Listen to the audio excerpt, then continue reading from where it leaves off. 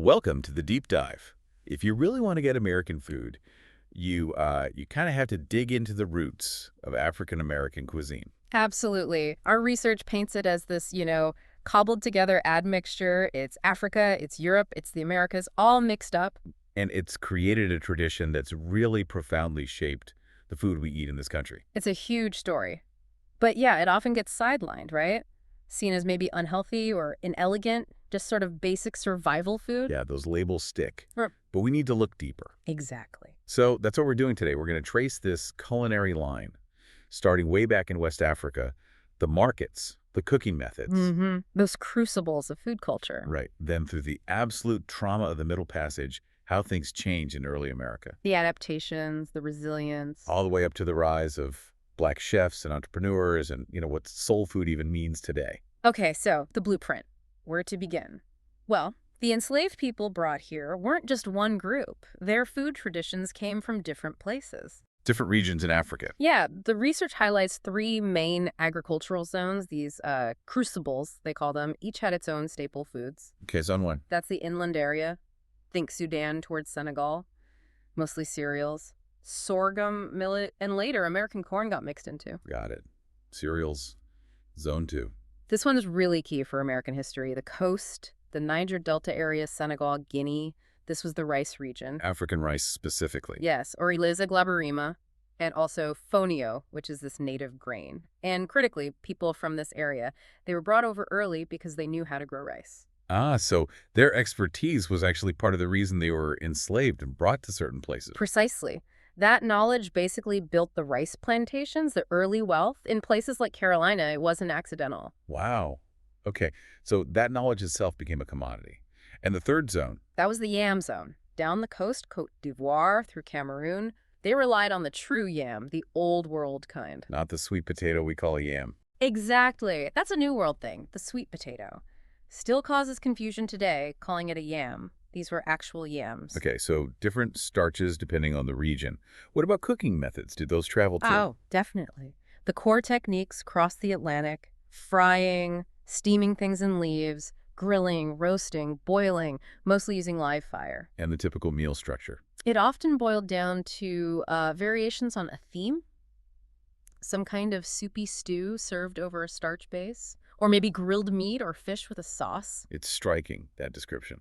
Soupy stew over a starch. Makes you think. Yeah. Well, like the research points out, anyone from the South who's, sopped up pot liquor from greens with cornbread, they're basically doing a version of that same technique, right? Yeah. That combination. Exactly. It's a direct echo. That way of eating, of combining flavors and textures, it survived. And back in Africa before the passage, it wasn't about scarcity, right? These markets. Oh, the markets were incredible. Take the Dan Tokpa market in Benin. It's described as just exploding in size every 4 days. A grand marché. Triples in size. What were they selling? Everything. Bright fabrics, tools, and food. Incredible food. These huge snails, escargot on steroids, the source says. Dried smoked shrimp for flavoring, everything. Just total abundance and energy. That sounds amazing. And the absolute opposite. The Middle Passage. Yeah, the shift is just brutal. On the slave ships, the Guinea men, keeping the captives alive was purely business, a cruel necessity. So they had to feed them something. Right. Which led to this whole secondary trade just in African foods to stock the ships. How much food are we talking?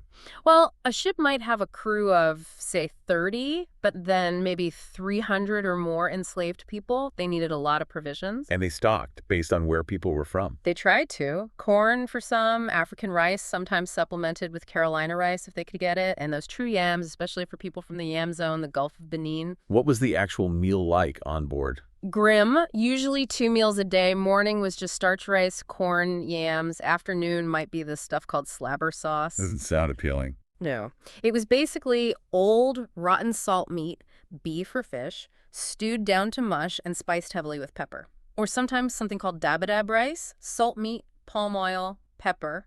The pepper, though. Yeah. That's interesting. Not chili pepper. Often it was Malagueta pepper, an African pepper. Used for heat, sure, but maybe also thought to help ward off sickness in those conditions. But even in that horror, there was resistance. Yeah. Tied to food. Yes. A profound form of resistance was simply refusing to eat. People chose to starve, to waste away and die rather than endure it. The power of saying no, even then. Absolutely. It's described as the first culinary step in resistance.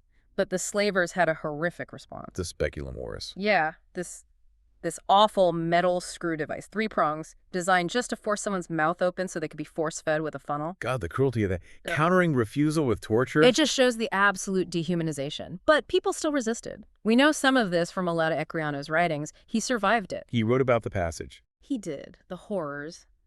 But he also remembered his life before, the tastes of his village. Stewed meats, poultry, the delicious sweetness of palm wine. Those memories sustained people. So once they arrive in the Americas, they're not just encountering Europeans. There's interaction with Native Americans right away. Right. And that early interaction is crucial, even if we don't have tons of records from the African or Native perspective directly. But there are examples. Definitely. Like Esteban Dorantes, way back in 1527, an African man with a Spanish expedition. He ended up living with native groups in the Southwest for years, became this respected healer, linguist, a leader even. So bridges were being built very early on. Yeah, and culturally, especially around food, there were overlaps. Both cultures hunted, fished, foraged, farmed. Were there specific dishes or ingredients that clicked? Well, think about gumbo. The filet powder used to thicken it. That's pounded sassafras leaves, a Native American technique. But for West Africans, used to okra-thickened stews, that texture, that sort of viscosity. It would have felt familiar. Exactly, a familiar mouthfeel. Or think about wrapping food in leaves to cook. Native Americans did that, like with corn mixtures.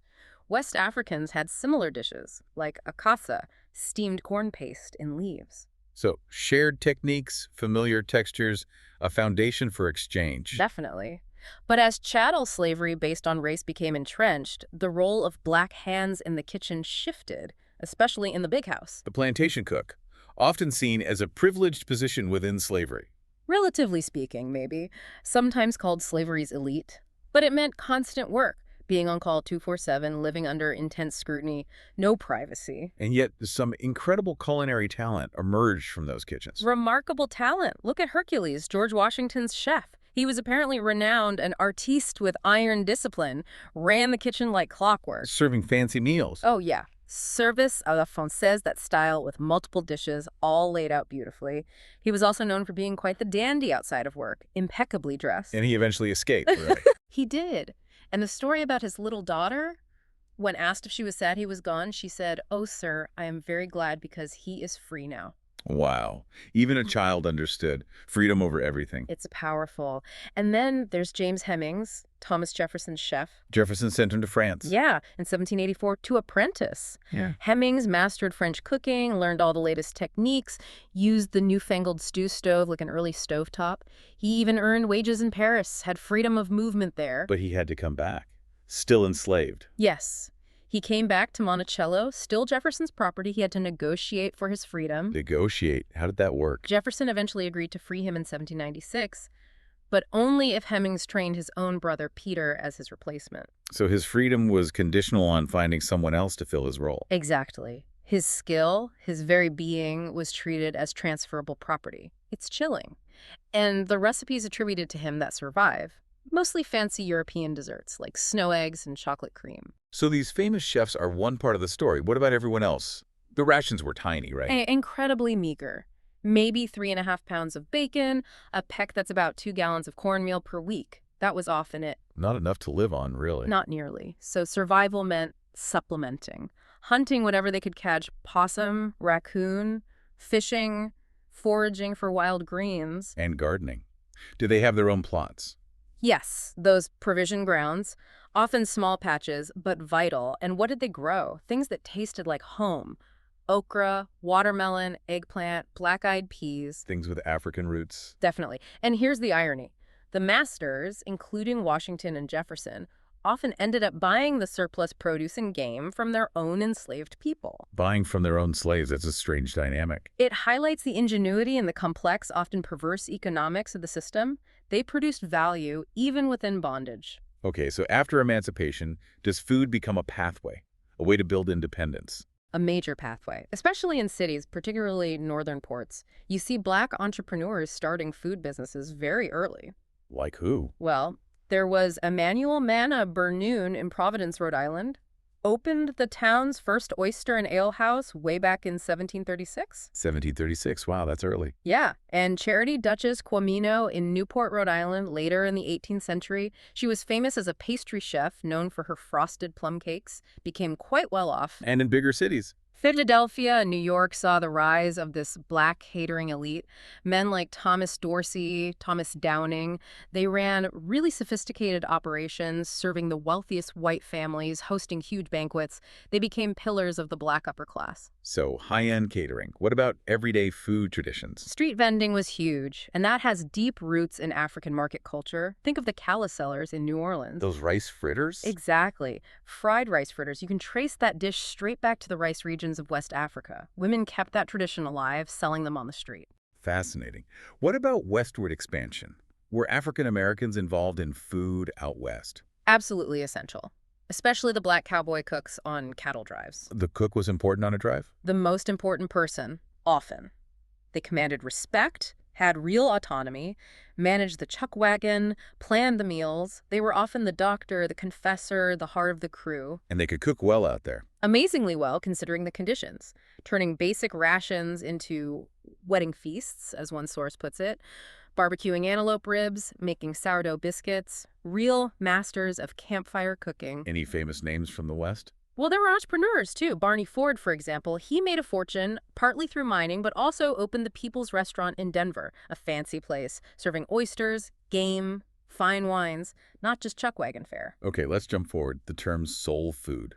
When did that really take hold? That label really emerges in the 1960s during the Civil Rights Movement. So it was political. Very much so. It was about taking the traditional Southern diet, the hog and hominy that grew out of slavery and Reconstruction, and claiming it, turning it into a symbol of Black identity, cultural pride, and resilience. And were there key figures defining what that food meant around that time? Definitely. You had women who became culinary giants. Lena Richard, for instance, she had her own TV cooking show in New Orleans back in 1947. The first Black woman with a TV cooking show. Yep. Sharing Creole recipes. And later, of course, the incredible Edna Lewis. The legend. Absolutely. Yeah. The doyenne. She really championed fresh, seasonal Southern country cooking, emphasized its elegance and history, pushing back against those negative stereotypes. So where does that leave African American food today? Is it just soul food? Oh, it's so much broader now. It's really global. Of course, the traditional Southern dishes are still there, maybe more for celebrations now. Like Sunday dinner. Right. But you also see huge vegetarian and vegan movements within the community. You see Caribbean influences everywhere, Jamaican patties, Trinidadian doubles with chana. And more recent African connections. For sure. People exploring dishes from specific countries, Senegalese thiboudienne or Bissap tea, Ivorian stews. It's incredibly diverse. It sounds like it's constantly evolving. Completely. And maybe the perfect symbol of that modern complexity is someone like Chef Marcus Samuelsson. Tell me about him. Well, his story is amazing. Born in Ethiopia, adopted and raised in Sweden, classically trained in French kitchens, got famous cooking high-end Scandinavian food in New York, earned 3 stars for it. Wow. So not Southern food initially. Not at all. But then he opens the Red Rooster in Harlem, and what's the focus? Reconnecting with and celebrating traditional Black American foods, fried chicken, mac and cheese, shrimp and grits, but viewed through his global training and perspective. That's quite a journey. Ethiopia, Sweden, France, Harlem, all embodied in one chef's food. It perfectly captures the layered global nature of African American cuisine today. What an incredible story, really, when you trace it from those African staples through unimaginable hardship, adaptation, entrepreneurship. To this vibrant, diverse global scene. It's fundamentally a narrative of resilience, of making a way out of no way again and again. Taking rations and turning them into a cuisine. Taking skills and building businesses. Exactly. It really forces you to rethink simple definitions and appreciate the deep history behind the plate. So, for a final thought, something for people to chew on. Okay, think about something really simple, almost humble. Watermelon rind pickles. Watermelon pickles, Yay. like sweet pickles made from the rind. Yeah, that white part of the rind you usually throw away. It's a classic Southern thing. Okay, where are you going with this? Well, the sources mention them specifically as a reminder of the, quote, ingenuity of those who made something from nothing. Ah, using every last scrap. Precisely. Taking what was considered waste, refuse, and transforming it through skill and creativity into something delicious, something preserved. It's like a tiny, edible symbol of that entire journey we've been talking about. Making something from nothing. Resilience in a pickle jar. Kind of, yeah. So next time you encounter something like that, maybe pause and think about the history it represents. That quiet ingenuity, that refusal to waste, that ability to create sweetness out of bitterness, it's all in there.